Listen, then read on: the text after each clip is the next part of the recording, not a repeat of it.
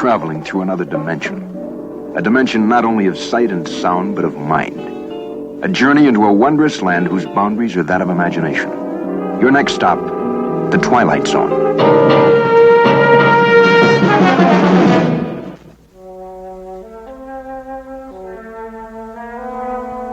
Tonight's episode of the Twilight Zone podcast is somewhat unique and calls for a different kind of introduction. The title, as you may recognize, refers to a most respected Twilight Zone episode that takes place in a little town called Peaksville. And on a given day, when it was first broadcast on November 3rd, 1961, this episode was pushed out into the world all alone, onto the television screens of America. People who hadn't read the story that it was based on weren't entirely sure where it came from. But as time went on, they became sure of one thing, that this episode of the Twilight Zone became a monster. Not just because of its popularity with fans of the show, but because it had a life beyond its place, as the 8th episode of Season 3. Now I'd like to introduce you to some of the people who made this episode happen. First of all, Jerome Bixby, the man who wrote the original story, and then Rod Serling, who adapted it for the screen. And then there's James Sheldon, who probably had more control over the direction of the episode than almost anyone. Oh yes, I did forget something, didn't I? I forgot to introduce you to the actor. This is the actor. His name is Bill Mumy, and he's now 63 years old. But as this interview from EmmyTVLegends.com shows, he's never far from the Twilight Zone. It's a good life, playing Anthony Fremont, who has the ability to read everyone's thoughts, and if he's displeased with those thoughts, he'd mess you up. He'd send you to the cornfield, or he'd turn you into a jack-in-the-box, or whatever or he'd just put you on fire, or whatever he might do. Anthony Fremont was a character that I loved playing, because even though he wasn't Superman or Zorro, he wasn't a caped superhero or anything like that, but he was the epitome of the most powerful superhero you could imagine. So to me, even though it's not a hero, but to me, at 7 years old, playing Anthony was just really kind of what I had wanted to get into TV to do in the first place. Oh yes, I did forget something, didn't I? I forgot to introduce you to the monster. This is the monster. His name is Anthony Fremont. He's 6 years old with a cute little boy face and blue, guileless eyes. But when those eyes look at you, you'd better start thinking happy thoughts, because the mind behind them is absolutely in charge. This is the Twilight Zone. Previously on the Twilight Zone podcast, I've read the short story, It's a Good Life, by Jerome Bixby. That short story was written in 1953 and published in the second edition of one of those great American pulp magazines called Star Science Fiction Stories. Now, I'm sure you'll agree that it's actually very close to its Twilight Zone counterpart, but there are some differences. In that story, Anthony Fremont is only actually 3 years old, which was, of course, changed for the Twilight Zone version, in which Anthony is 6. So it does actually alter the story in some ways. In Jerome Bixby's story, perhaps because he is so young, Anthony doesn't actually say anything at all until the end, when he just says 2 words, bad man. Now, I took the liberty of changing that for my reading, partially because I can't really do the voice of a 3-year-old, but also because I thought it would be a great nod to Bill Mumy to have his voice in there. But the truth of it is, in the original version, he does actually only say those 2 words. Now, the origin of It's a Good Life in literature, as told by Jerome Bixby, is actually quite short. In the Twilight Zone Companion, he said, "At this late date, I don't remember how the idea for It's a Good Life came to me. I wrote it over a weekend in 1953, with no sleep Saturday night. Oddly, Serling did the screenplay, then bought the rights to the story a few days later." So there's a slight trepidation there on Serling's part, perhaps, where he's maybe seeing if it works first before he actually buys the rights, because, as we'll find out as we go through this, it was considered to be a little bit different from other Twilight Zones. So the literary Anthony Fremont is just this toddler who has the run of the town and its surroundings. And we get this great scene where he goes out into the cornfield and he's created this grove. And again, it's very fitting with a 3-year-old because he connects with the animals in a very simple, instinctive way. And he's not bad. He wants to give these creatures what they want, and he does so. Because humans are complicated. They don't always say what they mean, or they have bad thoughts about him. So this scene where he goes out into the cornfield and he creates this space for the animals has been completely lost from the Twilight Zone episode, but you can see how it would have been very difficult to bring it to the screen in those days, so it's quite understandable that it's gone. So I wouldn't go so far as to say that it seems that Serling found it tricky to adapt the story, because he does such a masterful job of it. But I think he did feel that it was somewhat unique and it did warrant a slightly different type of introduction. So what did end up on screen is perhaps a little different from the average Twilight Zone in terms of its length and structure, but, not drastically so. But the initial drafts presented things quite differently. Now, Martin Grams Jr. in Unlocking the Door to a Television Classic documents that Rod Serling actually wrote a number of different revisions before settling down to the one that was actually used in the episode. And Martin Grams Jr. recreates that in the book. So Serling's narration starts, "This is Peaksville, Ohio, on a hot July afternoon."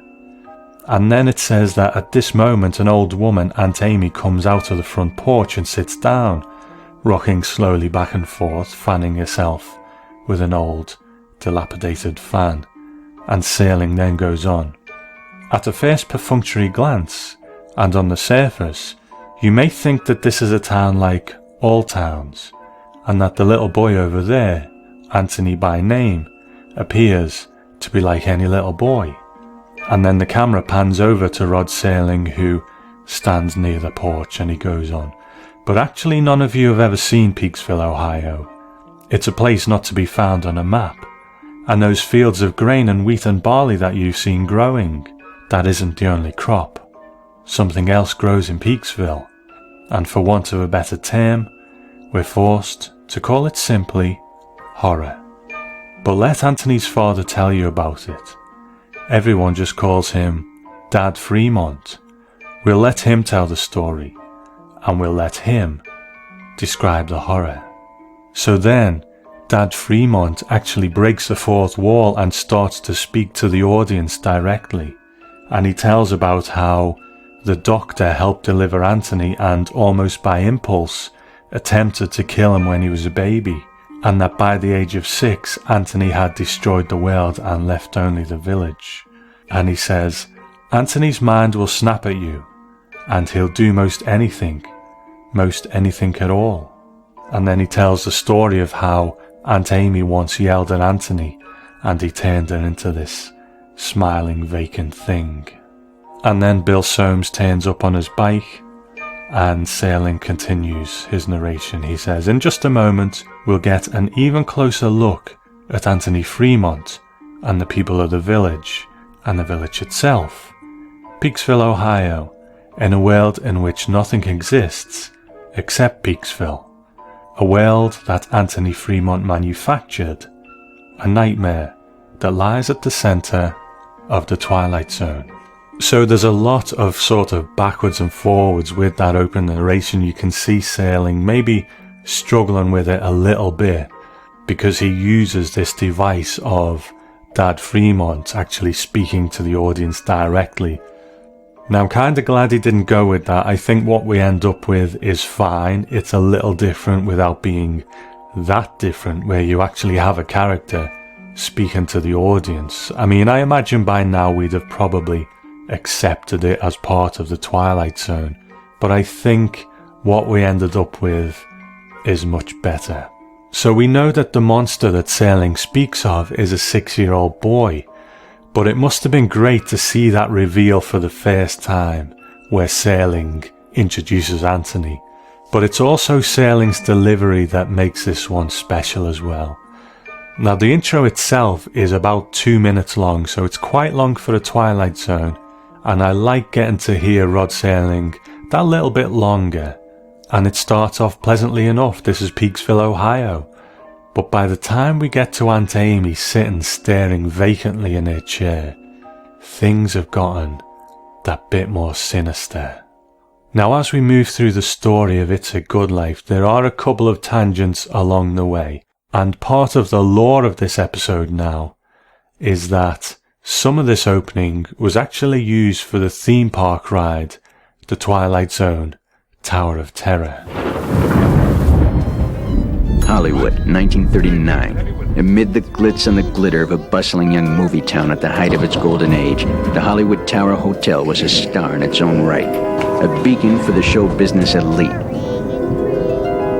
Now, something is about to happen that will change all that.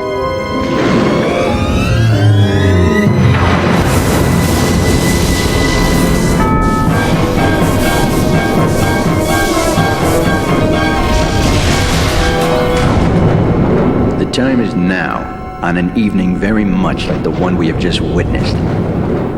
Tonight's story in the Twilight Zone is somewhat unique and calls for a different kind of introduction. This, as you may recognize, is a maintenance service elevator, still in operation, waiting for you. We invite you, if you dare, to step aboard, because in tonight's episode, you are the star, and this elevator travels directly to the Twilight Zone. I went on the Twilight Zone Tower of Terror a couple of times in Florida many years ago, and I do have very fond memories of it. Sadly, the California one is no more. I was there recently, and it was very sad to see that it was gone. But watching it now, watching the footage that they use and the actual story that they build into the ride, you realise that with modern effects they could probably make a much better video than they actually use in it. But it is a lot of fun, and when I went when I was younger, I wasn't quite the Twilight Zone fan that I am now. So the fact that the story in the ride itself, when you think about it, isn't particularly Twilight Zone itself. It's more like a kind of haunted house tale. But irrespective of that, you know, it's just nice to be immersed in the Twilight Zone with Rod Serling speaking directly to you, and to go in and be a part of it all. But back to our episode. Before we even truly begin, I'm going to make another comparison with the short story. In it, Anthony's mother remembers that Doc Bates 3 years earlier, when Anthony was born, dropped him, screamed, and then tried to kill him. And then there's another line that says that they tell the local kids that Anthony is a nice little goblin, but they must never go near him. So for me, the first thing that actually comes into my mind is that Anthony in the story is actually grotesque in some way. Now, they don't say that explicitly, so it might just be how I've interpreted it, but the reaction of the doctor, especially to a newborn child, you know, why else would he react that way? It could be like in that original version of the opening narration, that the doctor just seemed to act on instinct. He knew something was wrong, and it just drives him a little mad. So that's a possibility, but what I find with Jerome Bixby's story is that it is a masterclass in very slight suggestion, in letting the audience imagine what the horror is. There are several times where Bixby takes you to a point, but then stops and lets you fill in the blanks. and for some reason that's where my mind goes with this part. So as I said earlier, in the short story, Anthony is 3 years old, but in the TV show, he's 6. So I think, as well as it making sense for them to use a 6-year-old in the show because they would be easier to work with than a 3-year-old, especially when that 6-year-old is Bill Mumy, I actually think it makes more sense, story-wise, to have Anthony be about 6. Now granted, a 3-year-old with these powers might be an even more frightening prospect than a 6-year-old, because a 3-year-old is more or less pure instinct and want, whereas you would hope you could reason with a 6-year-old a bit more. But what really makes me think that him being 6 makes more sense in the story is that in that original, they talk about how they keep planting their crops every year, and usually one thing will grow enough for them to live on, and one year they had too much grain which they had to dump off into the abyss. All of these things make more sense if they've had a few more summers to work this out. If Anthony's only 3 years old, then they've really only had a couple of years to experience this, because if his developmental rate is the same as a normal child, then for a lot of this time he's only going to be a baby anyway. So I don't know, maybe that's putting a bit too much thought into these things. Howdy, Anthony. Mighty good to see you today. Mighty good. And it's such a good day, isn't it? A real good day. It's a terrible hot day, though. It's a terrible hot day. Oh, I wouldn't say that, Aunt Amy. No, sir, I wouldn't say that at all. It's fine. It's just fine. It's a real good day. What are you doing, Anthony? My, that's real good, whatever it is. I was just wondering what you were doing. I made a gopher with 3 heads. See him? Yeah. Yeah, my, he's a real fine one. I ain't never seen a gopher with 3 heads before. I'll make him dead now. I'm tired of playing with him. Be dead. Gopher, you be dead. Instead of playing with a rat who he is making eat himself, Anthony has made a gopher with 3 heads. And here's where I think the episode really has the tone of the short story down very well. That use of suggestion. All we see is that rubbery tail in Anthony's hand and the troubled face of Bill Soames as Anthony makes the creature dead. Part of the decision making in how to film this scene could have been that they can only make so much realistic in television at the time. But it also could be because Serling and Sheldon have really been able to tap into that suggestive tone of the short story. In Unlocking the Door to a Television Classic, Bill Mumy says, "The gopher had hair and it was truly disgusting. They only used the tail, but maybe that was because it was too disgusting and they feared repercussions from the viewers." So even this early on in the episode, we're starting to hear that familiar use of language. It's good, it's real good, and always said with a painted on smile that looks almost painful to keep in place. And I think the actor who plays Bill Soames does a really good job with that pain delivery. But it's interesting, if IMDb is correct, this is his last screen role, and he only ever had 4 of them in the first place between 1957 and this in 1961. So he actually lived until 2006. I guess his life took him on a different path. But if you're going to end your career, what a show to end it on. Another very important character in the life of Anthony Fremont is Aunt Amy, and she's played by Alice Frost, who returns to the Twilight Zone after playing Sally in the 16mm Shrine.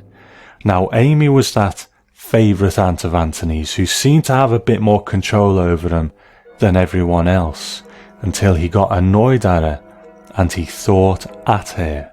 And the way that it's explained to us it isn't that Anthony has formed the thought in his mind that he's going to make Amy a particular way or do a particular thing to her. He just mentally lashes out at her in anger, and this is another example of how accurate the story is to what a child would actually be like.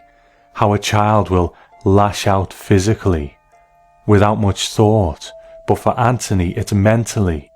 And the result is now Amy is less sharp, more vague. It's like all of her edges have been dulled and her mind clouded. And Alice Frost gives Amy this perfect vacant air as she sits smiling into nothing. And so Amy will often forget herself and complain about things and will need to be guided back on track. Where's Anthony? I think he went into the barn. I keep telling him he shouldn't go there, but he keeps on. Amy. It's a real good thing that Anthony goes in the barn. A real good thing. But Agnes, he isn't even around now. You don't have to keep saying. Even so, it's nice that he goes in the barn. It's real nice. We mustn't think anything bad about him, Amy. But he isn't even around. Amy, dear, you know as well as I do that sometimes he can hear what we're thinking, no matter where he is. So you just keep thinking real nice things. And tonight we'll have Dan Hollis's birthday party, and we'll just have a delightful time. Just a real nice, delightful time. But it's a terrible hot day. I hope it cools off by tonight. I mentioned earlier that great scene in the story where Anthony goes into the cornfield to help the animals. So with that scene gone, something else needs to take its place. And what we get is a scene between Anthony and his father, who is played by Twilight Zone regular John Larch. Now, John Larch had a very varied career. He was actually a big radio star playing Captain Star of Space, which is a very bombastic and slightly cheesy affair where he is this upstanding hero, Captain Star. And it was this that really put him on the map, and from that he was able to transition into television and film. I'm not sure he really had a signature role, or one that came over this side of the pond at least, but he just gave the impression of being a solid, dependable actor who you could really rely on if you needed someone to add some weight to something. Now this is his final Twilight Zone appearance after previously being in Perchance to Dream and Dust, and for me, I think this is his best one.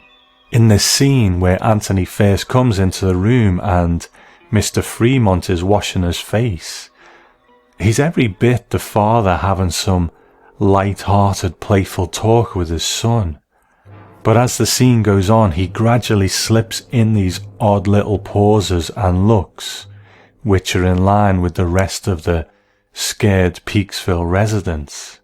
And then he goes into that familiar patter about everything being real good. Well, howdy, Anthony. I was looking for you a bit ago. Your Mama said you was out in the barn. I was looking at the cow. Oh, that's good. That's real good that you were looking at the cow. Now, you weren't playing any tricks on your old dad, were you? I mean, you remember last year when we had the pigs? I turned them into monsters. Oh, doggone if you didn't. Funny-looking things, too. But good things, Anthony, real good things. And it's good that you've done that. Oh, it's real good. Television night tonight. I'm gonna make television for everybody. Oh, you sure are. And everybody's looking forward to it, too. Just like they do every week when you make television. And we're going to have that surprise birthday party for Dan Hollis, too. Such a great central scene in the story. And like I said, if it wasn't for the odd inflection or line here and there, it's quite an accurate portrayal of how dads will have that light-hearted banter with their kids. But then there's just that little turn of the screw that shows you that Mr. Fremont is trying to keep things on that level. And it's a great example of how Serling could adapt his style to different types of material. I think he really gels with the language and tone of Jerome Bixby's story, and the two are seamless. So halfway through the episode we come to television night, and this is the scene that will take us right up until the end of the episode. Everyone comes to the Fremont house and has these pained expressions on their faces as Anthony makes them watch two dinosaurs fighting on screen, complete with blood pouring from their wounds. So this stop motion footage was created by Jack Harris, who was the same man who did the effects in the Odyssey of Flight 33 when they fly past that dinosaur.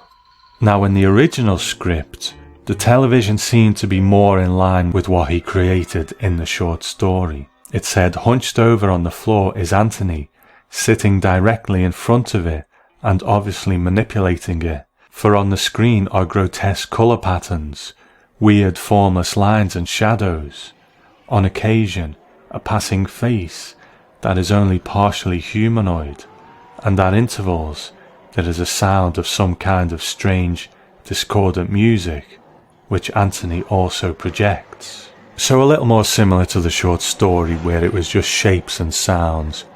But in this version, while the two dinosaurs are fighting, it does look a bit tame, but I think the impression was that the people watching it were a little bit appalled by the violence they were being subjected to.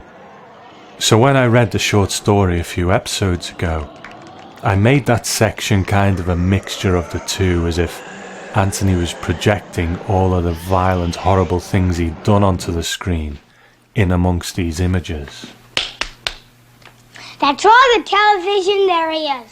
Oh, it was wonderful, Anthony. Wasn't it, everyone? Oh, that was real good. Wasn't Anthony's television wonderful tonight? Oh, it's just the best. It was much better than the old television. Much better. And now, the big surprise for Dan's birthday. Go ahead, Ethel. Give your hubby the big surprise.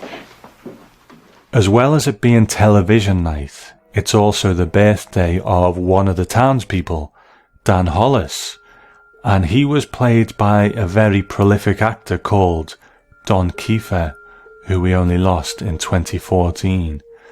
Now his first credit was in 1947, and he just never stopped working after that. This is his first of 3 Twilight Zones. Next up was Passage on the Lady Anne, and then after that, From Agnes with Love. And Dan's birthday present is a record. What's this? Perry Como. Well, I haven't heard Perry Como in years and years. Happy birthday, darling. Happy birthday. Hey, you better be careful. I'm holding a priceless object. Look, do you think we could play it? Gosh, what I'd give to hear some new music.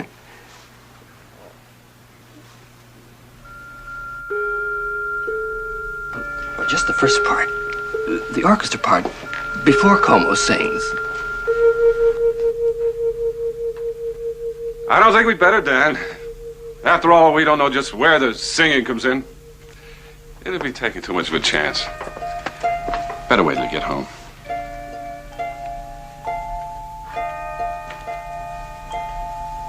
It's good I can't play it here. Oh, yes, it's good. It's very good. There's just something so special, I think, about Don Kiefer's reaction to that present, the Perry Como record. No doubt in his old life he would have been happy with it, but he has such a genuine, joyous reaction to it because it is a link back to his old life when you could get new things and listen to music when you wanted to, and it takes him mentally back to that time, and his joy is amplified until reality sets in again. But it's beautifully performed, as is everything else that Don Kiefer does in the episode. So next, Pat Riley plays some piano for everyone, and Pat Riley is played by Max Showalter. Here he's credited as Casey Adams. But what I always find amusing about Pat Riley is it's almost as if he's forgotten how to smile. He just fixes his face into this tortured grimace that only really has a shadow of a smile left in it. and even only then sometimes. Don't make any noise when the music's playing. I don't like any noise when the music's playing. As the situation in the house becomes more and more tense, this is probably a good time to talk about Anthony himself, played by Bill Mumy. Of course, we've already seen Mumy in the Twilight Zone Long Distance Call, which was a surprisingly dark episode, and Mumy is good in that. But I think in this he really comes into his own. He can be the regular kid as we see in those exchanges with John Lodge, but he really knows how to turn it on when he has to. And the dip in the tone of his voice when he warns Dan Hollis to keep the noise down is just pitch perfect. Later on, when he turns him into the Jack-in-the-Box, his tone dips halfway through his delivery, and I think this role really cements Mumy's place as Twilight Zone royalty, and because of his young age when it was made, he's still now a youthful mid-60s icon of the show, and so much more. And he has this very distinctive stare. And James Sheldon in the Twilight Zone Companion said Bill just loved doing all that stuff with his eyes. And Buck Houghton recalled, it seemed to have caught on in a lot of ways. Around the set when somebody would goof, people would say, well, that's a good thing you did. Which they would always say to Bill Mumy when he killed a cow or whatnot. That's a good thing you did. James Sheldon, who directed Long Distance Call, directed It's a Good Life. And I had worked with Cloris Leachman previously on the Loretta Young show. So it was a comfortable gathering of folks. And I remember, I mean, it's a silly memory, but I'll share it with you. We lived in Beverlywood, and we shot that out at like Universal or something. I can't remember where we shot it, but my mom had this pink 59 Cadillac. She drove a pink 59 Cadillac. And I was even at that age, I was kind of embarrassed to be seen in that car. It was huge. And I used to sit on the top of there were no seatbelts in those days. And I would sit on the top where the speakers were. I was so little, I'd curl up where the speakers were, and we'd listen to KFWB, and I'd like listen to the Beach Boys and Ricky Nelson and stuff. But I remember driving to and from that gig using Anthony's powers to make the lights green. I mean, I carried Anthony Fremont. There's two characters I've probably carried with me, which is silly. But, one is Anthony Fremont, the other's Will Robinson. But, boy, I loved playing Anthony Fremont, and I completely got what he was. Even there was no, I don't get this, or I'm just going to hit my mark and blah, blah, blah. I understood that everybody was in total fear of this guy because he knew exactly what you were thinking moment to moment. And man, if he wasn't happy, you were in trouble. And that was so much fun for me. Oh, I loved that show. I loved that show. So as I said, Bill Mumy is still a youthful, early to mid-60s man, and he's actually very active in music over the past few years, and he started a new group called The Action Skulls, and their new release is coming out soon. Now, as Dan gets more and more drunk, he gets more and more animated and angry. If you ask me if I have a favourite scene in this show, I think I have two.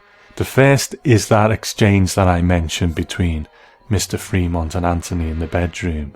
And the other one is this. I think Don Kiefer is just amazing in it. But if you look around as well, everyone is working. Everyone in the background is bringing something to it, just adding layers to this whole thing. And as he talks, as Don steps up, who is it who almost picks up something from the fireplace in the background to kill Anthony? It's Aunt Amy. You and her, you had him. You had to go have him. You monster, you. You dirty little monster.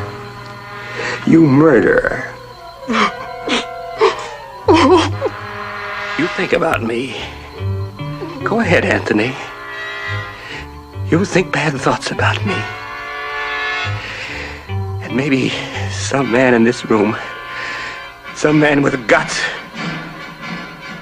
Somebody who's so sick to death of living in this kind of place and willing to take a chance will sneak up behind you and lay something heavy across your skull and end this once and for all. You're a bad man. You're a very bad man. You think that? Go ahead, Anthony. I'm a very bad man. Keep thinking that. Somebody sneak up behind him.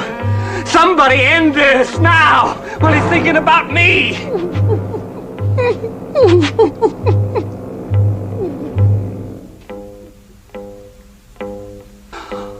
Won't somebody take a lamp or a bottle or something and end this? You're a bad man. You're a very bad man. And you keep thinking bad thoughts about me. Originally, Dan Hollis wasn't going to turn into a jack-in-the-box. He was going to turn into a cobra, but I guess this is an easier effect to do. So this is, like Moomie's previous episodes, some really dark stuff.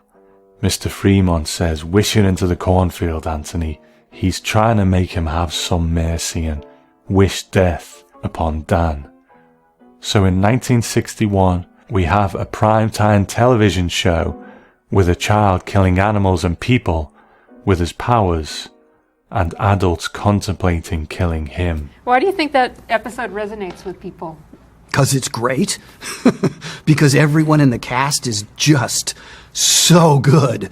John Larch and Cloris Leachman, and forgive me for forgetting some of the Max Schumwalter, and you know, it's based on a great story by Jerome Bixby and a teleplay by Rod Serling, and it scares the shit out of you, and it's black and white, and most of the special effects are left to your imagination, which I think is great about the Twilight Zone. There are episodes of the Twilight Zone where, okay, here's the mask and here's the thing, and I think those are weaker than the ones where your own mind has to play. You know, when Anthony turns him into a jack-in-the-box, you just basically see a shadow. You know, you see a beat of that head, but it's mostly left to your imagination, and the choices there were just great. And I there's a lot of people who want to explain the hidden meaning of that show, that undisciplined children or the undisciplined United States will turn. I mean, all that stuff, that may be well and good, but to me, he was just the ultimate mutant, and he was cranky. Yeah, I loved that show. Really, really proud to be a part of that one. So what does it all mean? What's it all about? Well, in his book, Rod Serling and the Twilight Zone, Douglas Brody says this: "This classic indicates a change in attitude toward young people. Anthony Fremont serves as a prototype for Serling's revised view of the post-Dr. Spock generation, a gross exaggeration of every child whose parents opted for appeasement of their offspring's whims. That zone was, at least by implication, about the changing face of America is inherent in Serling's opening to the script he fashioned from Jerome Bixby's short story. Standing in front of a large map of the US, Serling points out the small town of Peaksville, Ohio, a mid-American enclave with old-fashioned buildings and cornfields, one more homeward. Now, though, we witness its dark underbelly. It's not the adults who have soured the place, but surprisingly, a child." So that's one interpretation, that Anthony is the product of this changing way, this movement away from harsh discipline and indulging children in their whims. There's always going to be this debate about where the line is between nurturing and discipline and so on. But a listener to the Twilight Zone podcast called Chad also has quite an interesting thought about what he thinks it all means. Greetings, Tom. This is Chad here with a few thoughts on It's a Good Life, written by Rod Serling and directed by James Sheldon. I just watched this haunting episode for the first time, and it left me with a lot to think about. I found myself empathizing with all the characters at different times. This episode is dreadful, terrifying, but at times a little comedic. We're drawn into the world of 6-year-old Anthony, who has an entire town of adults subjugated to terror, and unctuous, obsequious obedience because of his wrathful and godlike supernatural powers. We see Anthony as a monster and also as a child, when like a child he sadly laments having no friends to play with. When his father carefully reminds him that he sent his last friends to the cornfields, a euphemism for death or something worse, we see him again as a monster. The terror of the townspeople is ubiquitous, and the tone is generally ominous. But there is a glimmer of comedy, too. The discomfort and disgust of the adults when they're forced to watch the dinosaur films on television night felt to me genuinely funny. But soon I felt the mortal terror again as Anthony terrorized the sweat-drenched piano player who knew that he had better play with what Anthony wanted or else. I felt for Don Hollis, who on his birthday built up the alcoholic courage to confront Anthony directly. The camera seems to look up at Don as he stands up to Anthony, but the shadows drawn on his contorting face also make him appear dangerous, drunk, and menacing. We simply wouldn't be told what side, if any, here to choose. One of Anthony's victims, an older woman, was so moved by Don's courage that she stealthily gripped a fire poker and stood behind Anthony's back. Serling and director Sheldon brilliantly did the improbable here and made us, or at least me, root for this old woman who was broken by fear. We want her to take the blunt instrument and use it to split the little boy's skull. This episode always makes us wonder, who exactly is the monster? Is it the boy that terrorizes? Is it the adults who refuse to stand up to him? Or now, is it us, the viewers, who want to see an old woman bludgeon a child to death? In the end, she can't bring herself to do it, and Anthony wrathfully turns Don on his birthday into a ghastly jack-in-the-box and sends him to the cornfield. His reign of terror goes on. This episode felt like a masterpiece, but what did it mean?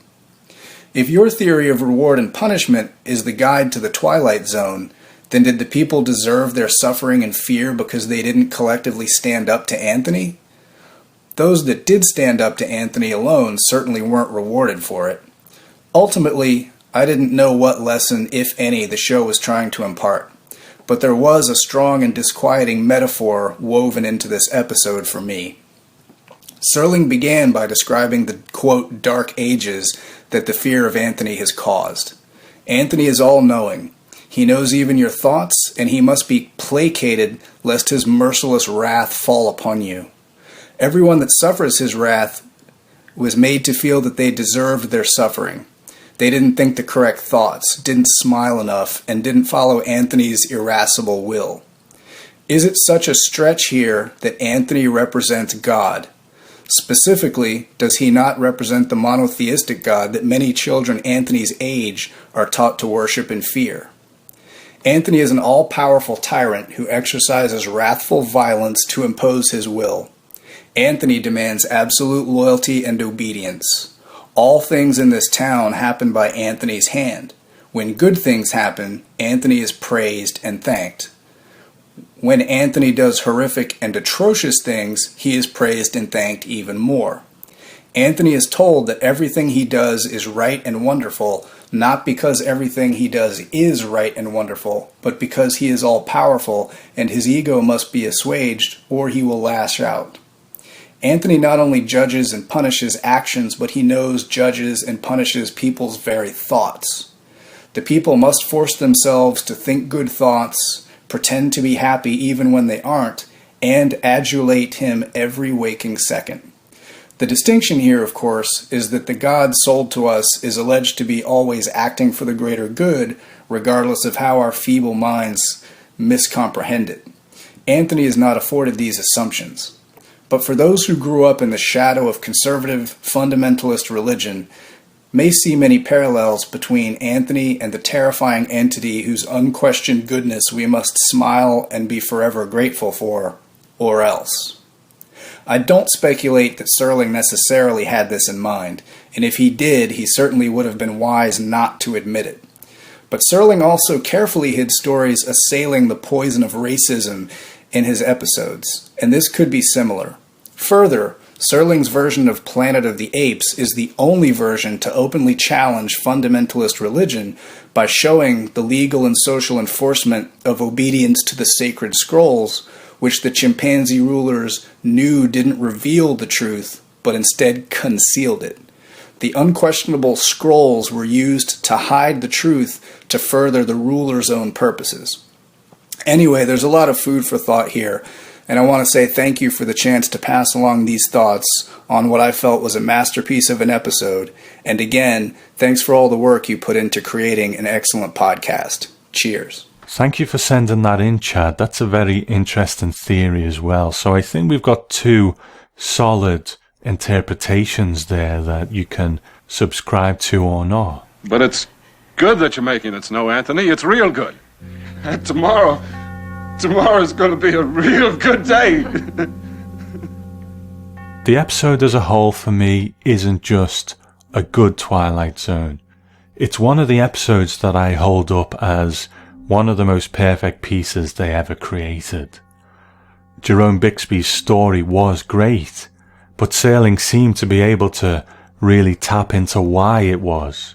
He put up on screen what he could, and what he couldn't, he replaced with other scenes that were so perfectly in keeping with that source material. Everyone in it just seems to get what it's about, and it is a unique story, but they just get it, and they go with it, and they present such a perfect unit, this town that is living in such fear, that if I gave scores to Twilight Zone episodes, this would be 10 out of 10 for me. I just can't fault it.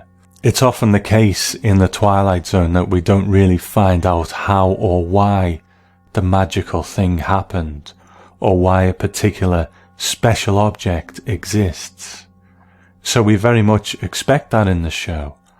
But this story takes it one step further, because this isn't something strange happening to a particular person and altering their life in some way.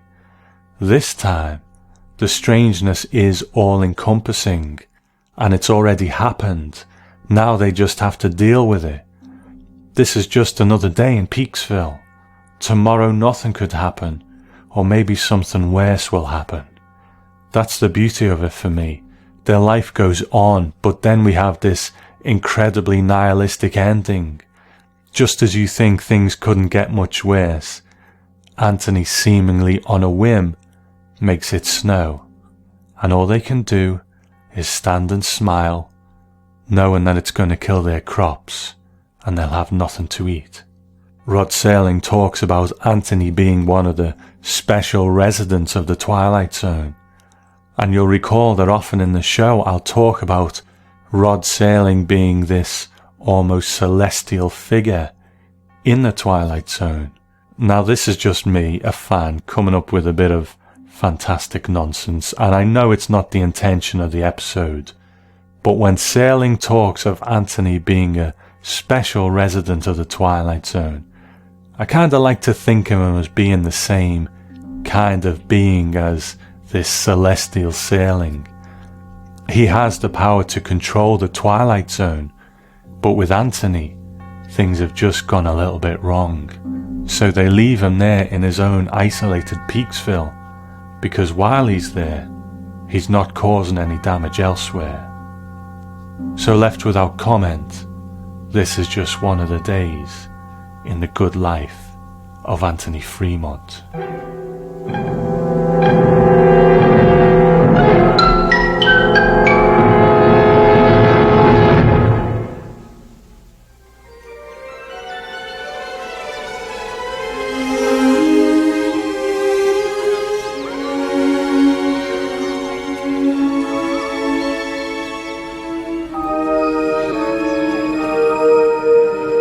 Portrait of a woman in transit.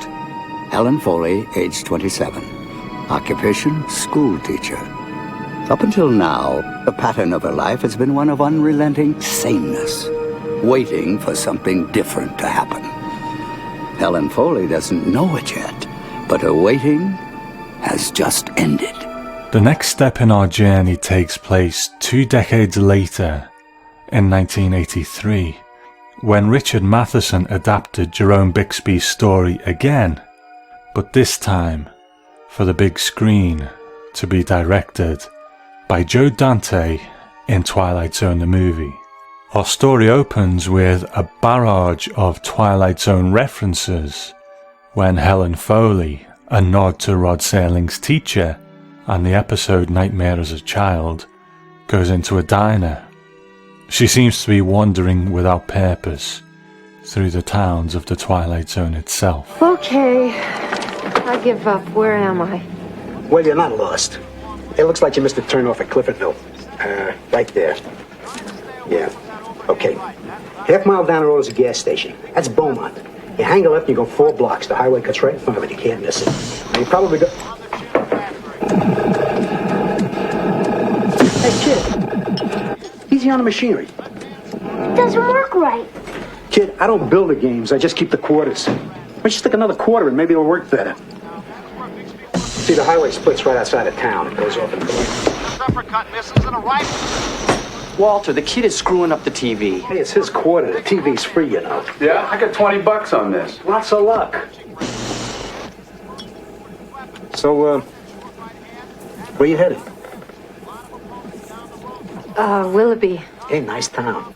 In the background sits Bill Mooney in a nice cameo, but I kinda wish they'd given him a bit more to do. A bit more of a substantial part, considering who he is and his importance to the story. But also in the background is Anthony, this time played by Jeremy Licht, who would have been about 13 or 14 by this point.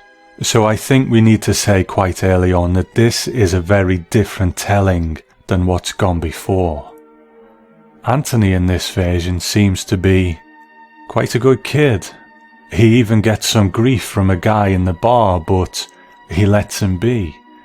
The original Anthony Fremont would have had this guy in the cornfield pretty quickly. And then there's the world itself. This isn't Peaksville taken away from the world or the rest of the world made to disappear. The world is as it should be, and right now there's nothing to suggest that Anthony is anything other than a normal kid. Now as she leaves this diner, Helen hits Anthony with her car, so she takes him home, and it's here that things start to get a bit strange. Hello? It's me. Hi, Anthony. Well. No. Anthony's home. Look at this. How do you do? This is Helen. Is that right, Helen? Helen, delighted to meet you. Any friend of Anthony's is a friend. Hello. This is Uncle Walt and my sister Ethel. How do you do? Well, now, did I hear Anthony come in? Yes, there he is. This is my mother and father. Hello. This is Helen. Helen Foley. Oh, Helen, delighted. It's a pleasure to meet you, Helen. She gave me a ride home. Did she? You don't mean it. Very generous of you. Yes, well, I'm afraid we had a little accident. In this house, cartoons are almost always playing on television in the background. And when Helen goes upstairs with Anthony, we see that it's quite different from the communal living spaces downstairs, which are more or less normal. But upstairs, everything starts to become more and more like a cartoon. Anthony's imagination has shaped this space into a kind of real-world cartoon. We later find out that Anthony actually disposed of his parents in some way, and that the people in the house are surrogates brought here and kept by Anthony. Now, to enjoy this version of It's a Good Life, I think you need to divorce yourself from the original to a degree. Make no mistake, the original is a far superior product than what we get here, but Matheson has tried to bring us a different take that has its own direction, and I think its own subtext too. This was the middle of the 80s, 3 years after Spielberg made E.T., and although Spielberg didn't direct this segment, this is an era when Spielberg and others like him were showing us that the family unit wasn't always the mum and dad and 2.4 children that entertainment had showed us before. Anthony, as played by Licht, is a 14-year-old without a family of his own. He's admittedly responsible for his parents' demise, so we hear, but he's spent his life since trying to fill that void.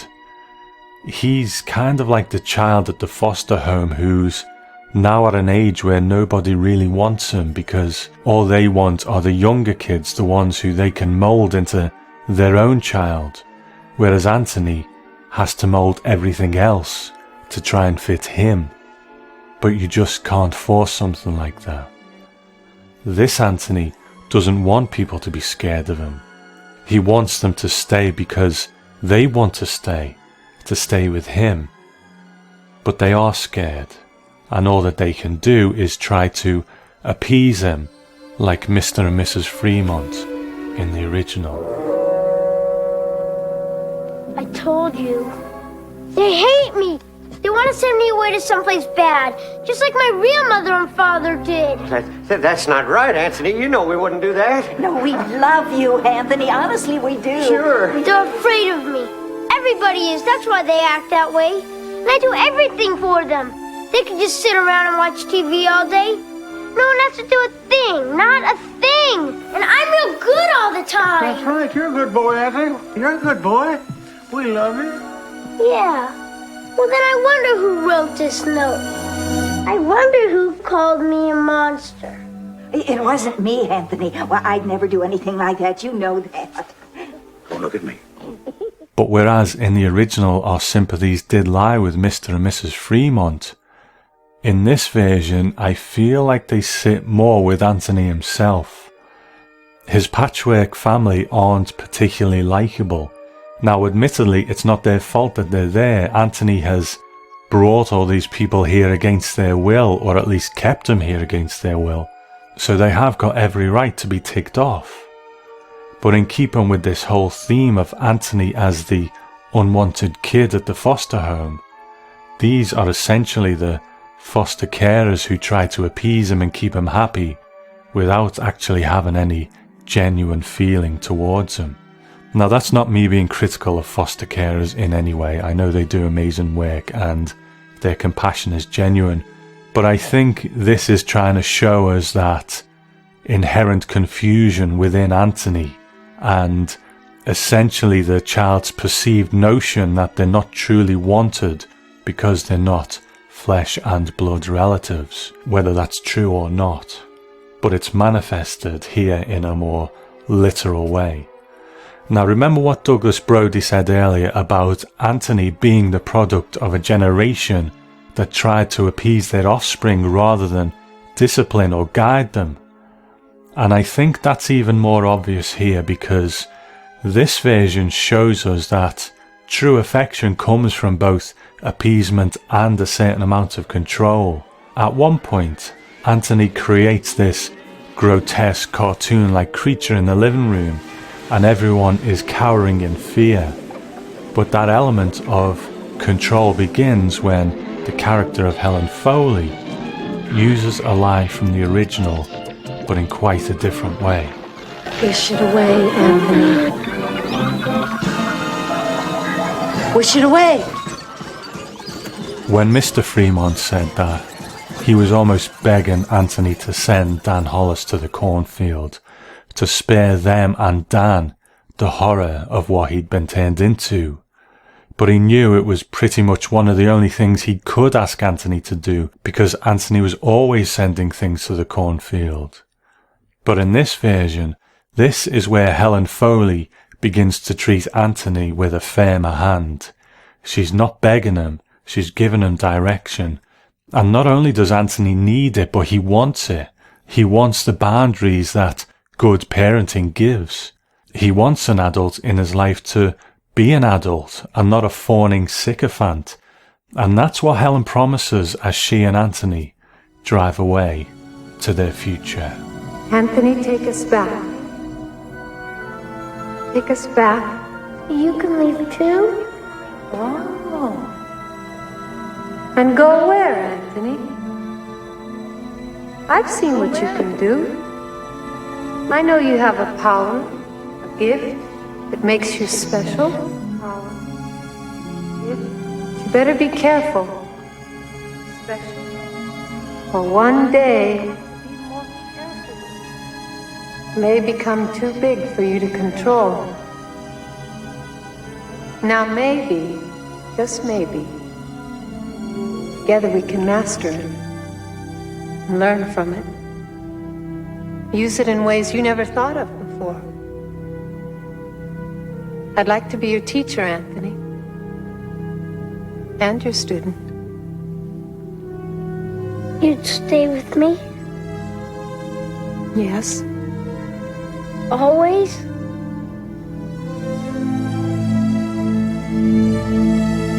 Always.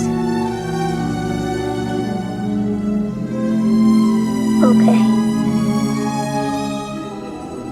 So we have this ending where Helen promises to teach Anthony, and in a way, he will teach her as well. And in Unlocking the Door to a Television Classic, Martin Grimes Jr. documents an interview with Richard Matheson where he says, "I was called to task by a lot of fans on that one.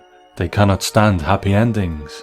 They love to have stories end on a bleak, dark, fatalistic note, so that they can all shudder and go, 'Ooh, wasn't that wonderful?' I decided, oh screw it, I wanted to see if I could put a positive ending on it. It didn't work too well the way it was done, but I still stand by it. Up until that point, I thought that Joe did a marvellous job." And I myself, I'm actually okay with it. You know, I've already had to divorce myself from the original to a degree, so I think on this viewing, the movie version has been a bit of a revelation for me. You know, we've talked about it before on the show in a kind of roundtable chat a few years ago, and I listened to that again recently, but I feel my appreciation has grown a bit now. It doesn't hold a candle to the original version, but it's an attempt to do something a bit different, to add some element of truth to the story that was relevant for those times and what was actually happening in films. So this day in the life of Anthony is not so much left without comment as the previous one was. There's definitely a kind of subtext here and a definite purpose, a definite ending, not so much, but as a different take on the material, I think there's some merit here.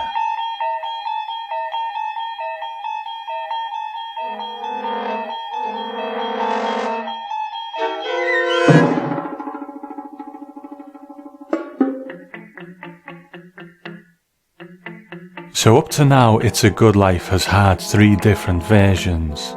The original book version, the television version, and then the film version. Each have their own unique elements. So I think this is a good opportunity to see what that other Twilight Zone did with it. Twilight Zone Radio.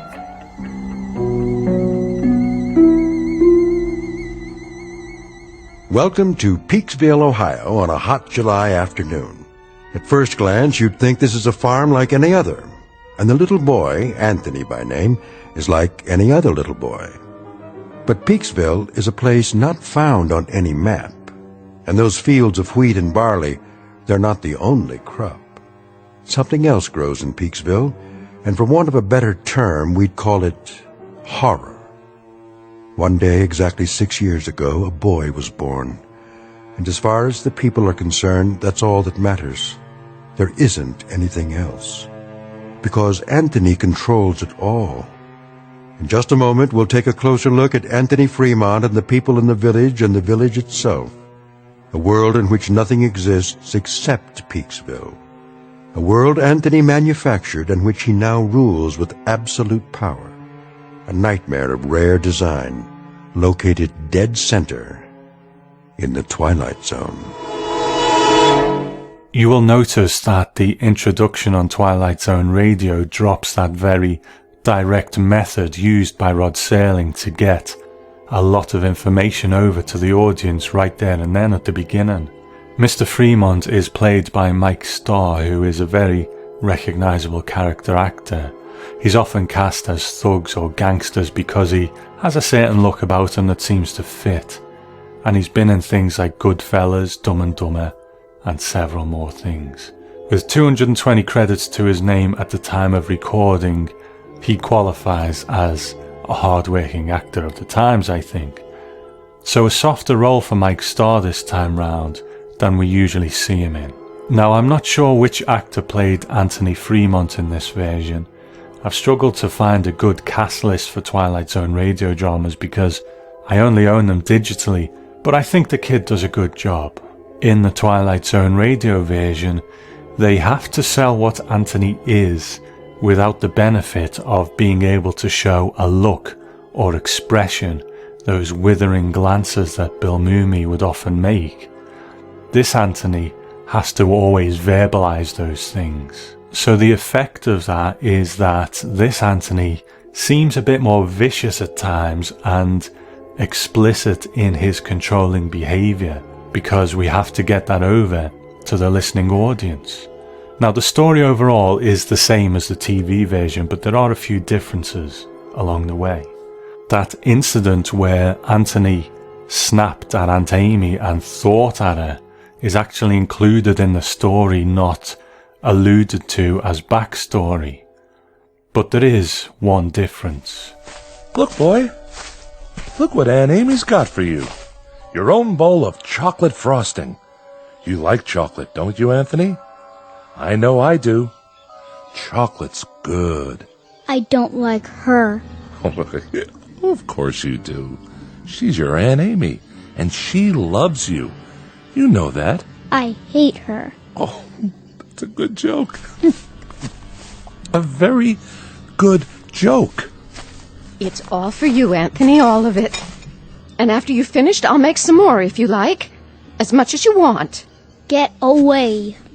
Oh, now, darling. Don't look at me. What? I don't like you to look at me. Hear that, Amy? Anthony's got a point. Why don't you go back in the house for now, so you can help Agnes cook dinner? Yes. Yes, I'll do that. It's going to be a good dinner, isn't it? I believe it will be, yes. You know, just the way he likes it. Don't you? It'll be delicious, Anthony. You'll see. I told you, don't look at me. She's not... I'll make it so she can't look at me. So she can't look at anything ever again.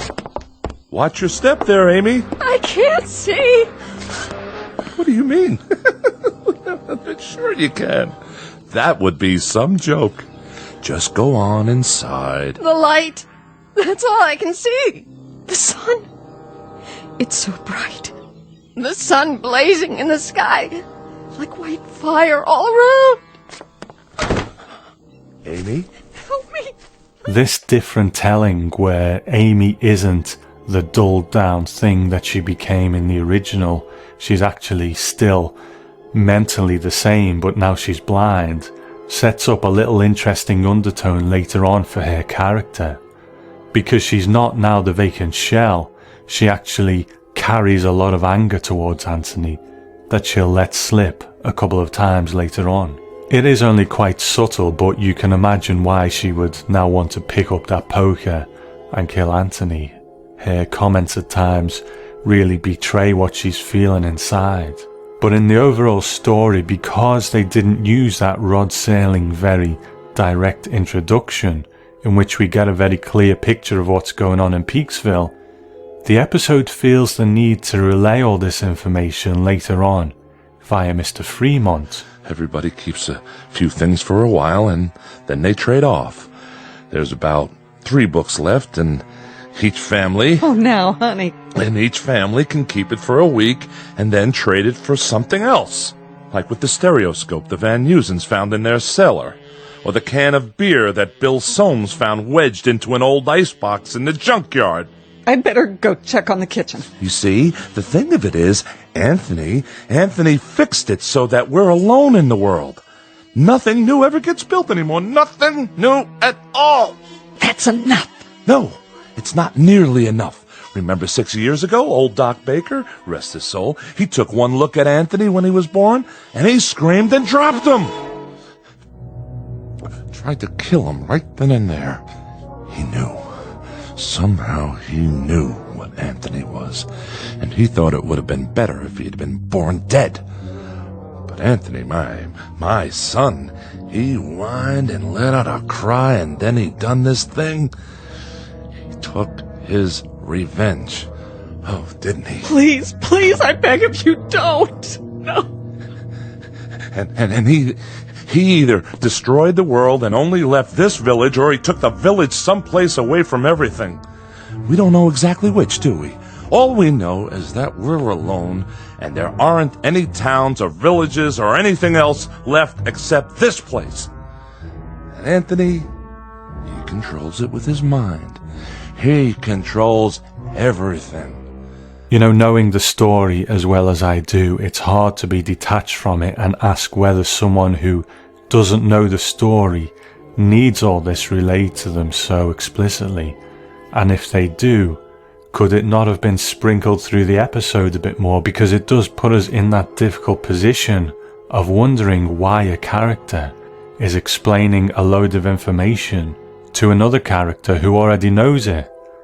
They use that now quite cliche device of him being so angry and frustrated that he's just blurting it all out, but it just doesn't play very well. You know, people don't really talk like this. But overall, the story plays how we expect it to, and it's the same high quality that we've come to recognize in Twilight Zone radio.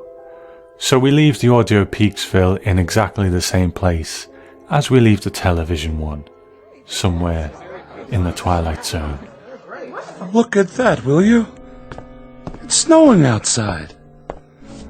Anthony, are you making it snow? Yeah, I'm making it snow. I like snow. So do I. We all do. But that'll kill off half the crops. That's what it'll do, Anthony. And then we won't have anything to harvest or eat. Did you know that? Mm-hmm. But I guess it's good that you're making it snow. It's real good. And tomorrow will be a good day. No matter what. A very, very good day.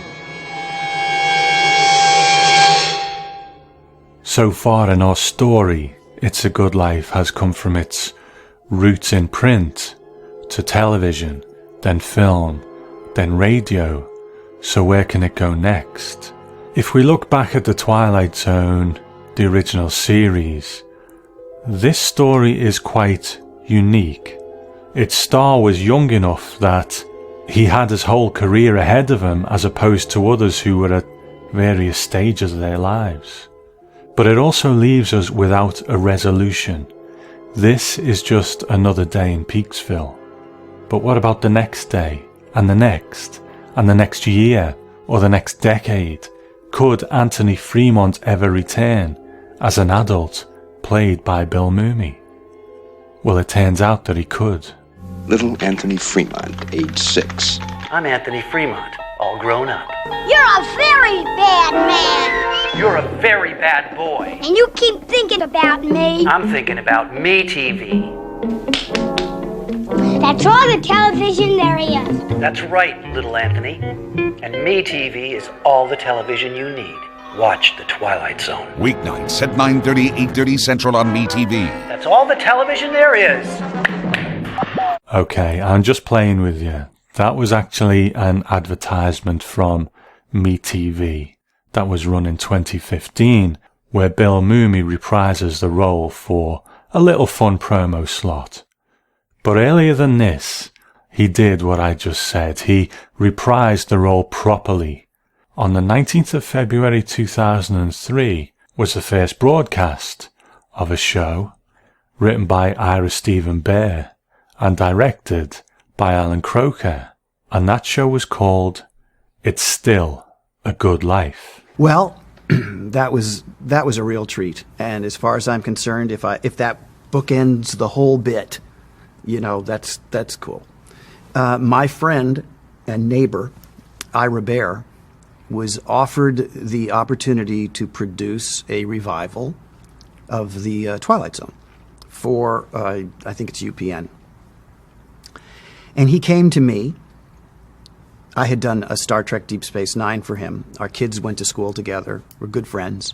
He came to me and he said, boy, I don't know if I'm going to take this gig. you know? And I remember saying, you have to take this gig. You have to.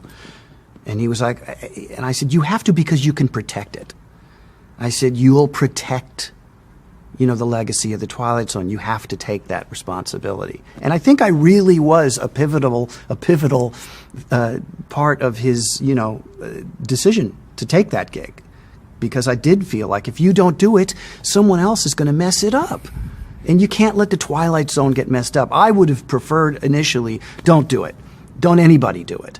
The Twilight Zone is Rod Serling's. You know, leave it Rod Serling's. Because in history, when we look back on the Twilight Zone now, there's going to be kind of 3 appendages, and 2 of them aren't connected to Rod Serling, and I don't really think that that's necessarily a good choice. But if they're going to go ahead and do it, Ira, please do it. You have to do it. And this was long before we knew that we were going to do a sequel to It's a Good Life. That was actually my idea. You know, he took the series and he started doing it, and I said to him, wouldn't it be interesting to see what Anthony Fremont was up to now? And he went, oh, yes. And Cloris was a friend. I had been in a band with her son, George, and I saw her, you know, reasonably often. I said, we could get Cloris. I know she'd do it.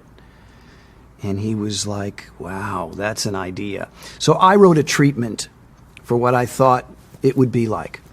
And he wrote a treatment, and we exchanged them. And his treatment included my daughter, Liliana, who had started working on camera, you know, a little earlier than that. And so I really liked, you know, his idea. It was like, wow. How cool if we could go back to something that classic. I mean, TV Guide had called It's a Good Life one of the best 100 shows of television, which is a very, you know, I mean, it's nice. It's not going to get you pizza, but it's still nice. It's very flattering to be a part of something like that. So to include my daughter and work with Cloris again was just too good not to do. And Ira is a very honorable man. And obviously, you know, we went with his outline. And he gave me his word as a gentleman that if I didn't like this script, he wouldn't do it. That he wouldn't do it with anyone else. He would not cast anyone else to do this. And if I didn't feel the script that he delivered to me was something Rod Serling would have given a thumbs up to, that he said, I'll pull the plug on the whole thing, which was very generous of him. And I loved his script. He took some suggestions that I made and tweaks and things like that. We got Cloris on board, and it was a beautiful experience and a real rare opportunity to return to something that is a benchmark in your career and feel good about it, you know? So that was a real blessing. 40 years ago, Rod Serling introduced us to a monster. A monster so powerful he was able to make the world disappear just by using his mind. For the residents of Peaksville, Ohio, a nightmare had begun. The monster knew their every thought, could feel their every emotion, and when they made him angry, which was often, he would banish them into a cornfield from which there was no return. And the most frightening thing about this monster was that he was only 6 years old. Now, it's 40 years later, and the people of Peaksville are still in hell. Oh yes, there's one other thing. The monster now has a child of his own. And though she possesses none of her father's powers, he still loves her very, very much. It's Still a Good Life carries on the tradition of the original story being quite unique in the Twilight Zone.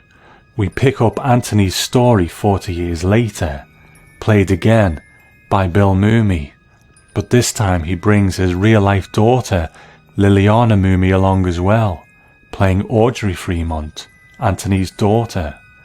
Now, as I said, this was written by Ira Steven Behr, who executive produced the whole of this Twilight Zone reboot. Perhaps his most famous creative endeavour is executive producing and writing Deep Space Nine for the Star Trek franchise, but he's been a constant presence in television for many years. When It's Still a Good Life starts, it wastes no time in showing us where Anthony Fremont is in his life. When his daughter Audrey is playing with her friend Timmy and she falls from a tree, Anthony comes out of the house to see what's happened. Knowing what we know about him, we fear the worst, but Timmy is saved by Anthony's daughter asking him not to hurt her friend, and some well-practiced motherly comments from Agnes Fremont, again played by Cloris Leachman. Timmy escapes punishment by Anthony, but when his father arrives to collect him, that's a different story. Tell me something, George. What kind of a boy pushes a little girl out of a tree? Did you do that, son? It was an accident. Well, it had to be. Timmy's a good boy. Agnes, I told you this wasn't a good idea. Told her what, George? It was nothing, Anthony. It was nothing. Why wouldn't you want your son to play with my daughter? I didn't say that. No, but you're thinking it. You're thinking it right now, aren't you? No. I thought you were my friend. Anthony, I am. Then why are you sweating? I don't know. It's hot out here, isn't it? I'm not hot. Mom, are you hot? Anthony, don't. I've been around people like you all my life. People who pretend to be my friend. Pretend to like me. But you don't like me, do you, George? Please, Daddy, stop! I don't like you either.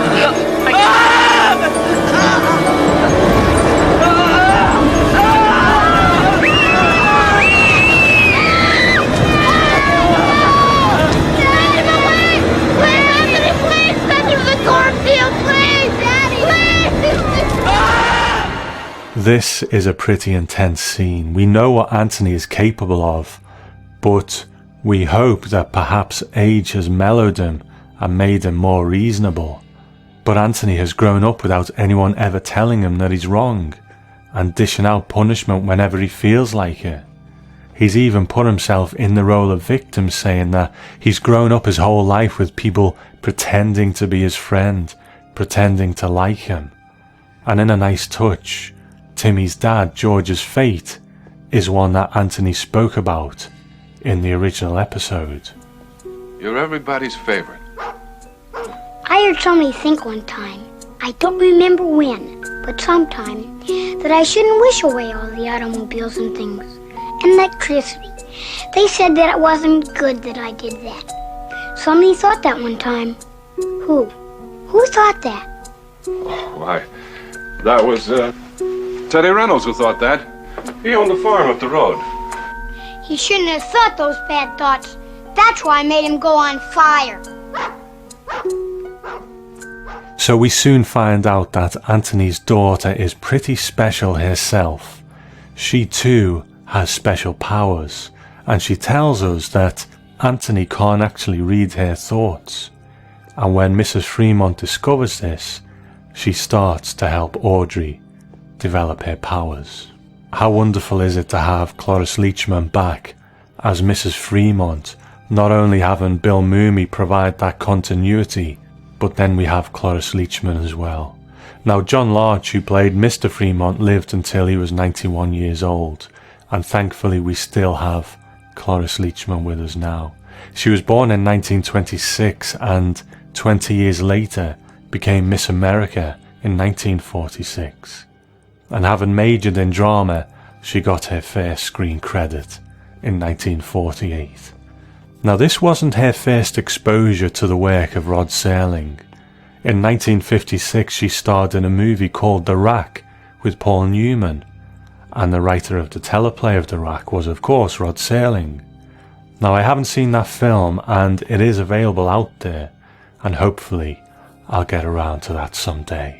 Now, Cloris Leachman has been pretty much constantly working since she began working, but the role of Mrs. Fremont is her only part in the Twilight Zone. She would, however, appear in Night Gallery as a character called Mrs. Fulton in the story You Can't Get Help Like That anymore, and Cloris is as busy as ever these days, and was recently in the TV series American Gods. She is really such a dependable and fantastic actor. She does comedy really well. We've seen her in shows like Malcolm in the Middle, but she can also do drama really well. She knows her craft inside and out by now, and I think she does a fabulous job in this. And we'll speak about her best scene maybe in a little while. I don't believe it. Agnes, it's what we've always dreamed about. Someone with the power to finally get rid of that monster I gave birth to. When I think of all the suffering, all those people sent away. My husband, your husband, even his own wife, your entire world. He took everything, left us nothing. If only I'd been strong enough, brave enough to bash his head in years ago. No one blames you, Agnes. But will Audrey be strong enough to stand up to him? Well, she will be. I'll make sure of it. So this is some interesting stuff. We learn that actually Anthony had a wife. So it kind of raises the question, did he genuinely fall in love with someone, and did someone fall in love with him? You know, he has a daughter, so she must have had a mother, but the set of circumstances in which this would happen is, I guess, cause to pause a moment and wonder how it could happen, because Anthony is such a hated person in the town. So there is a possibility that maybe he exercised some form of control over someone that he liked, or maybe someone just felt that they had to go along with this relationship with Anthony. I mean, that's a story in itself. Can you imagine Anthony declaring his affection for you, but you're too scared to say no, I don't want to be with you, and just having to go through this torturous marriage or whatever? I mean, like I said, that's a story in itself. But we don't really find out the ins and outs of that in the episode. All we know is that she ended up in the cornfield. Our next scene takes place in a bowling alley, and Anthony bowls a perfect game, and everyone gives him this completely over-the-top round of applause. And there is a sense here that Anthony sometimes becomes quite irritated by this constant praise and approval. He gets ticked off by it, because a child, as he was in the original, with a simple mind, getting every wish fulfilled is one thing. But as Rocky Valentine found out in the episode A Nice Place to Visit, part of being fulfilled in life is the struggle. And I think this is starting to creep into Anthony's life too. And the insincerity by which everyone is always complimenting him is now starting to grate him. And this comes to a head when he tries to get one of the townspeople to challenge him at bowling. This time, concentrate. I will. You'll see.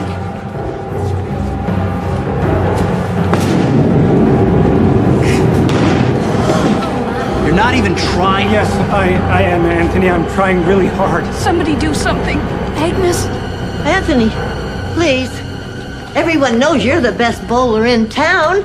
Well, they could at least try and beat me. That would make me happy. Don't you want me to be happy like everyone else? What about you, Joseph? Do you want me to be happy?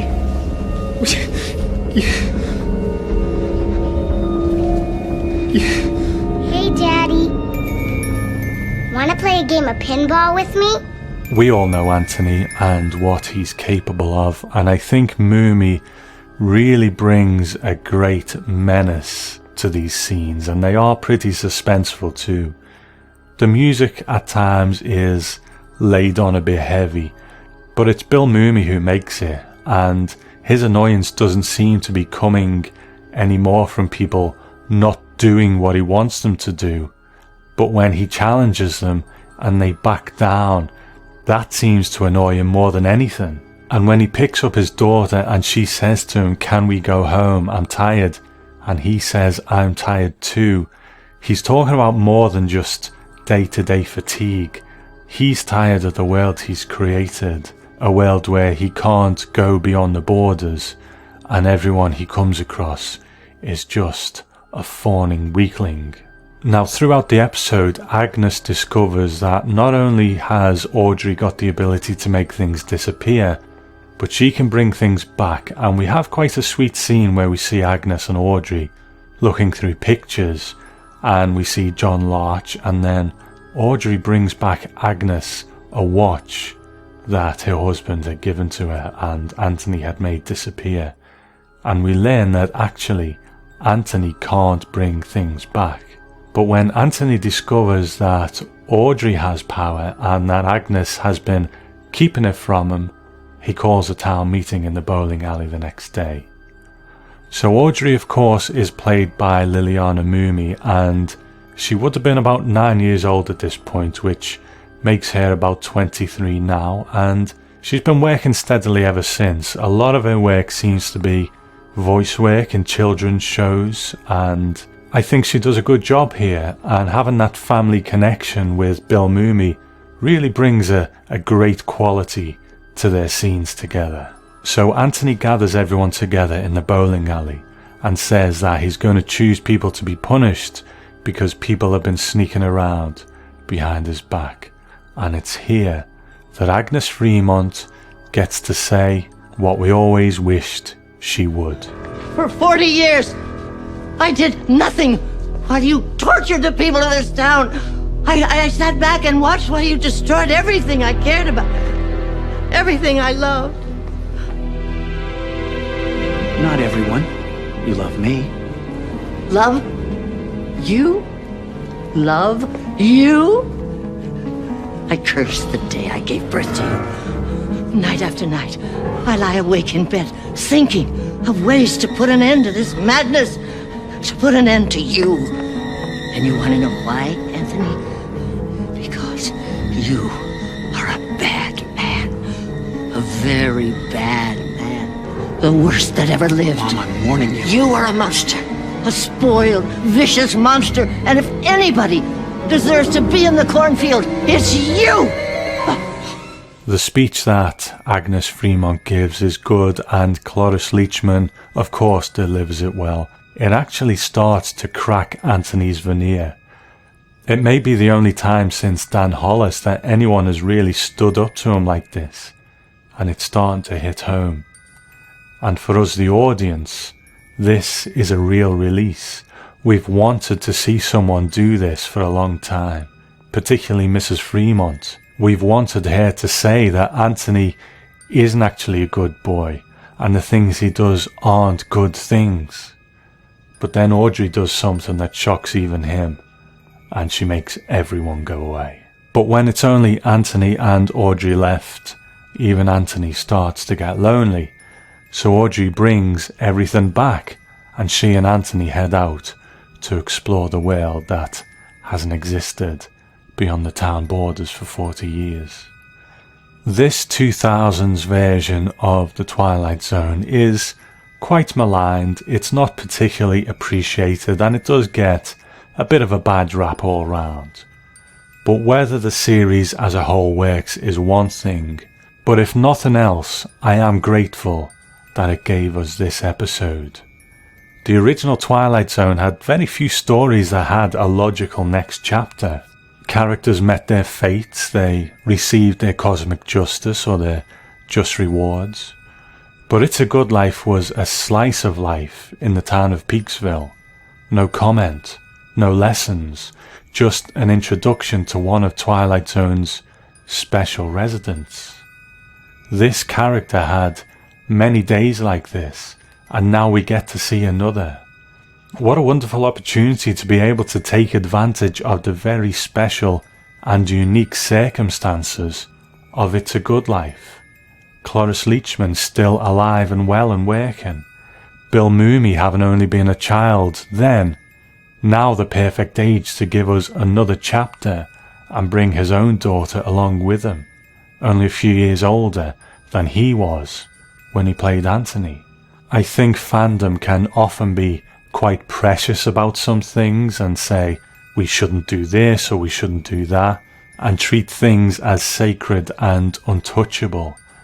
But in this case, where the stars seem to align at just the right time a new Twilight Zone series, original Twilight Zone stars at the perfect age to come back. I think this had to happen because although it was a bit of a risk in case it turned out to be not very good, for me it was a risk worth taking, and what we ended up with is not only an interesting compare and contrast to two very different ages of television, but a really enjoyable episode of The Twilight Zone. If ever there's a time to leave aside concerns or questions about whether The Twilight Zone should or shouldn't continue without Rod Serling, I think It's Still a Good Life is a reminder that it was also special because of people like John Larch, Cloris Leachman, and Bill Mooney. Airplane? I brought it all back so you won't be lonely anymore. What? You brought what back? Everything. All the different countries, the cities. You think we could visit New York? New York's a big place. Lots of people. Yeah, and they all better be nice to us, or you know what we'll do to them. Excuse me. You folks know the way to Highway 10? And after New York, we can visit all kinds of places. I've never been anywhere else but Peaksville. It'll be fun. You'll see. Hey, buddy, you deaf? Are you happy now, Daddy? You bet I am, honey. It's gonna be a good day. Real good day. So we began with Jerome Bixby's short story. We carried on to The Twilight Zone in 1961. Then in the 80s we went to Twilight Zone the movie. But then the story came to radio and television once again. But there is another chapter to this story that unfortunately I can't bring to you. Rod Serling before his death was working on a movie version of It's a Good Life. I don't know what still exists of that, whether it was just a treatment or a first draft. I don't know what he intended to do to expand the story into feature length. But whatever it is or was, I think it's a shame that it never saw the light of day. If these adaptations of Jerome Bixby's story show us anything, it's that different takes on the same material can be interesting, they can be valuable. The tweaks to each version can give us a different experience, a different message. Perhaps inadvertently, apart from in the case of the 2000s Twilight Zone, which was a purposeful progression, each story actually builds into a life story for Anthony. He grows, but again, apart from that one version, the story around him stays the same. By retelling the story of It's a Good Life, but with Anthony at different ages, it does show us what his growth and development could have actually been like. We first see him at age 3 working on pure childish instinct, more at peace with the simple wants of animals. He is all-powerful, but with the very binary understanding of a 3-year-old. Things and people are either just good or bad, depending on how they make Anthony feel. When he's 6 years old in the original Twilight Zone, he has a bit more understanding. He now knows that he can use these powers to make the world he wants it to be in a more conscious way. But he can still act out of anger, or as we hear in the radio version, out of cruelty, getting a twisted pleasure from causing pain to others, like a boy pulling the legs off a spider.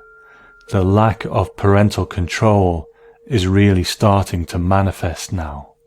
The Twilight Zone, the movie version of Anthony, is 14. He's a teenager.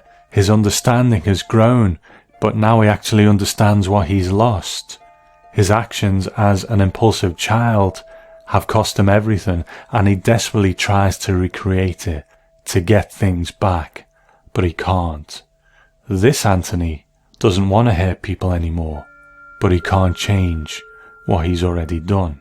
Then, when he's in his mid-40s, in the early 2000s, we get the original Twilight Zone Anthony back, but he's grown bitter and resentful and sick of people fawning around him and telling him things are good, but he's just too addicted to that power that he can't just let it go. And it's only seeing his own actions magnified by what his daughter does that he realizes that maybe he has done wrong. But now it's his daughter who needs that firm hand, the hand that Helen Foley gave the alternate version of Anthony. But will he be able to give it to her? Perhaps if that Forever in Development Twilight Zone series comes about, we'll be able to find out. So not so much left without comment, because there has been some comment here.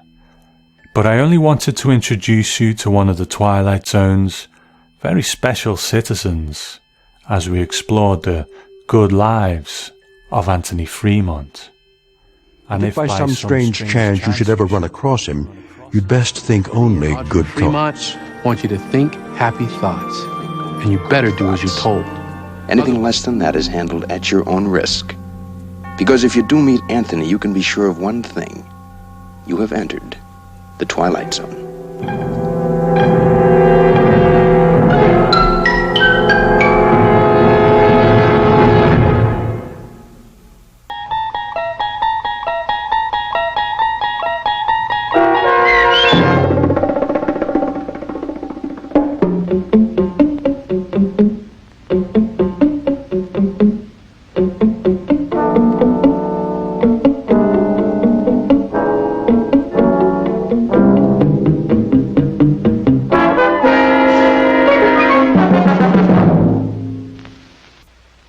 Mr. Serling. This is the lobby of an inn in a small Bavarian town, and next week we'll enter it with a former SS officer. It's the first stop on his road back to relive a horror that was Nazi Germany. Mr. Joseph Schildkraut and Mr. Oscar Beregi demonstrate what happens to the monster when it is judged by the victim. Our feeling here is that this is as stark and moving a piece of drama as we've ever presented. I very much hope that you're around to make your own judgment.